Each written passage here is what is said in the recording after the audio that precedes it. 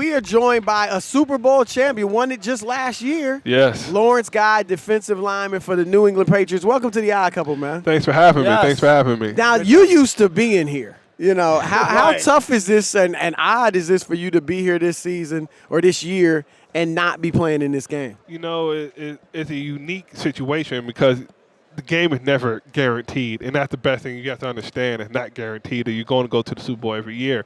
And being here, you see the development. You know, you might make it 1 year, you might not go back the next year, you might not go to the playoffs.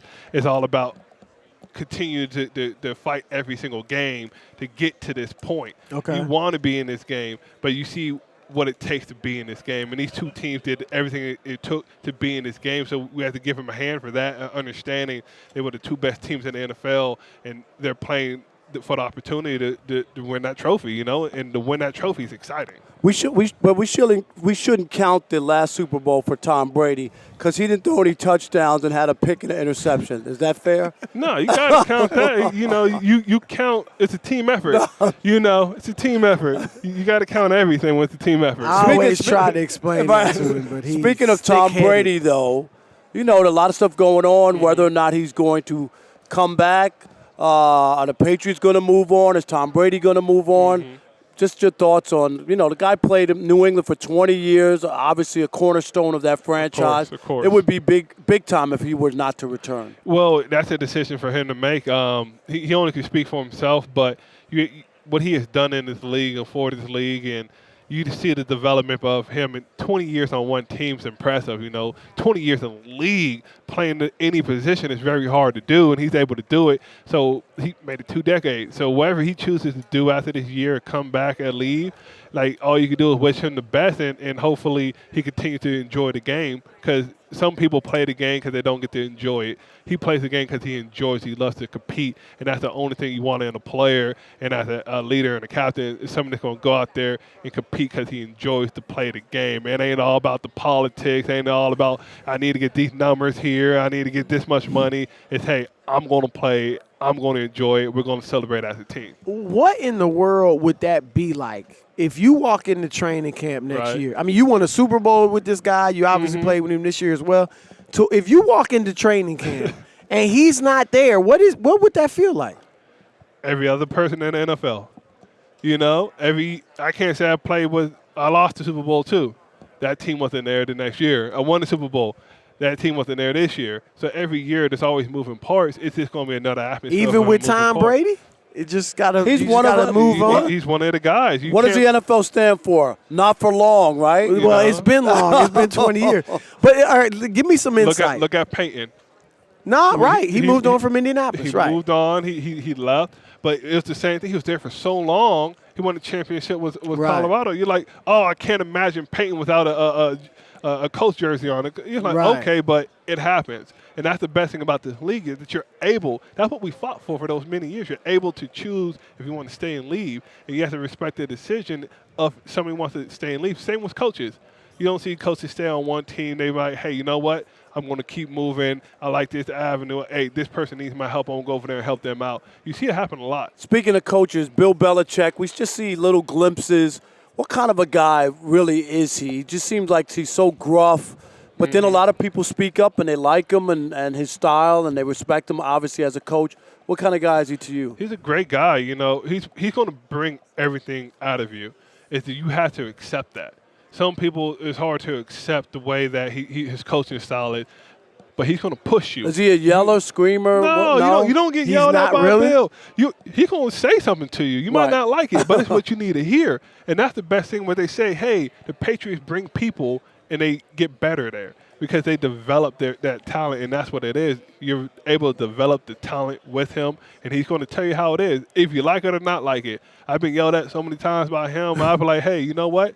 You just challenged me to get better, and you have to take it like that. Super Bowl champion, Patriots defensive lineman Lawrence Guy joining the Odd Couple. Okay, it just came out again that they had a vote at the Pro Bowl for what coaches you would like to play for. 23 players responded. Only one said Bill Belichick, who obviously is the best coach in the league. And we've heard it. We heard it from the Eagles a few years ago that the Patriots don't have fun. It's no fun to play for them. Tell us about it. Is it fun? beyond the winning, because you always say, well, winning Super Bowls is fun. Of course. But it's just fun, right? Is it fun to be in the building, to be playing for the Patriots, or is it just strictly work and the payoff is a Super Bowl? No, it's a blast there. You got good teammates. You got a brotherhood. You have a family. You know, when you step in that locker room, you are open with open arms with being a family. You understand that. You fight with your brother. You enjoy, you cry with your brother. That's what you have in that thing. We have a blast in there, but you have to understand, once you leave that locker room, we go to these meetings, we're there to work. We're there to compete. We're there to get better. And some people, it's just hard to do that, or you're used to a certain style or a certain situation. It's just the Patriot way is not an easy thing to do, but once you get into it and understand it, you have a blast on the field. You see people dancing on the field. You saw Jamie Collins jumping off things on the field. You just see this aspect of the joy. It says what happens there, most of the time doesn't leave there because it's supposed to be our family, our fun that we have, and not meant for everybody, oh, look what they're doing, or they're posting videos over here. No. It's all about us and us doing what we got to do. Well, how different? I'm sorry, Rob, but how different is it? You mentioned when you go to meetings, it's all business. Does it differ on other teams? What's the difference? You know, the difference is when you go to meetings, we all have an objective to do stuff. You know, what is your objective? Mine is to sit there and listen to what you're saying, take down my notes, and their objective is to get the most knowledge into us. So we meet a lot to understand what's being put on the film, what we need to do as a player. Then we self-scout ourselves. Like, hey, what do you need to do better? Okay, we're going to do that, and we continue to do it. Some other teams do it the same way. It's just they found a system out that works, you know, and that's why I say winning is fun, because it is. Right. Losing is hard, but we didn't win every game this year, but that losing, we didn't sit there and point fingers. We bonded together. And I'm not saying meetings is all strict. Oh, you sit in there, you put your head down. No, there's a lot of jokes being said and means here and there. The coach might say some funny things, but you do it to the point you understand it's not going to be, I'm going to pull out my phone and record. The meetings, no, it's like I'm going to understand what we're in, and we're going to have a good time, but we're going to get down to business because you got a goal that Sunday. Now, Lawrence, you're from Las Vegas, and the Raiders, was officially announced. They're the Las Vegas Raiders. Growing up, not thinking that pro teams were ever going to come to Las Vegas because of the gambling and all that. How amazing is that your hometown now has a football team? It's exciting. It brings so many jobs. The economy around that area is going to go up so much. But you have to understand, I remember when the first All-Star game came there, we just built the convention center, and they brought all these teams in. They were like, we don't know if we could do this. There's so many people. Vegas wasn't able to handle it. So you saw them develop. They're like, we got a taste of it. Let's develop. Zappos came in. When Zappos came in, they brought in everything. Then they brought in the Golden Knights. Once the Golden Knights came in, after, and then they made the Stanley Cup. and you're like, wow, you saw the city. You saw the people that come together, and that's what you saw, what you was able to embrace. And once the Raiders said they were moving there, it's a whole nother avenue of what's about to happen there. They're going to truly enjoy their time there, and the city's going to embrace them. And you're going to see a lot of jobs opportunity open up, like I said, but you're going to see a lot of fun. It's not just going to be like you go to Vegas for the casinos. No, you're going to Vegas to see sports teams. You're going there with your family. They're making it more of a family city, not of a sin city. All right. It's still probably going to be Sin City, That's all right. Hey, one last thing I want to ask him about. He's wearing Jordans. Oh, yeah. And I'm a sneakerhead, too. We talk about it on the radio show all the time. He became a sneakerhead at 55. That's okay. It don't matter when. You don't think